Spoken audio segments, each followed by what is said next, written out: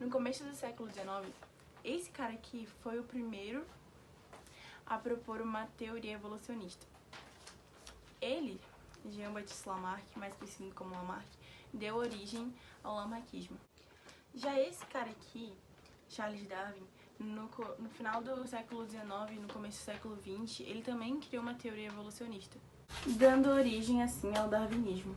Lamarck baseou essa teoria em duas leis principais: a lei do uso e desuso e a lei da transmissão dos caracteres adquiridos. Para Lamarck, no processo de adaptação ao ambiente, o uso de determinadas partes do corpo do organismo faz com que ela desenvolva, e o desuso faz com que se atrofiem. Por exemplo, a girafa, que segundo ele, o esforço delas para comer as plantas mais altas das árvores fez com que o pescoço delas crescesse, dando origem, assim, à lei do uso e desuso. Lamarck defendia que as características adquiridas eram transmitidas aos seus descendentes, originando, assim, a lei de transmissão dos caracteres adquiridos. Ou seja, uma espécie só teria certas características se eles precisassem delas, e essas características seriam passadas aos seus descendentes.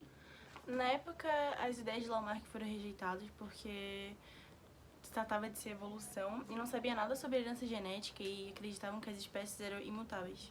Só mais tarde, os cientistas puderam contestar a herança dos caracteres adquiridos. O indivíduo que pratica atividade física terá uma musculatura mais desenvolvida, mas isso não vai ser passado para os seus descendentes. Mesmo Lamarck estando errado sobre algumas interpretações, ele foi o primeiro a questionar o fixismo e defender a ideia sobre evolução.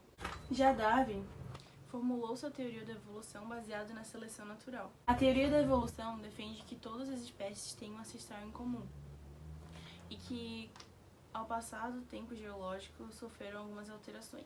A seleção natural ela ocorre por conta da necessidade de sobrevivência e adaptação das espécies ao ambiente. E é através dela que as espécies mais adaptadas persistem no ambiente. Sendo assim, as características vantajosas vão ser passadas para as gerações seguintes. Na época que Darwin formulou a teoria da seleção natural, não existiam estudos genéticos. Sendo assim, ele não conseguiu comprovar e nem saber como que ocorria a herança das características adquiridas. Mas hoje a gente sabe que os genes são responsáveis por isso.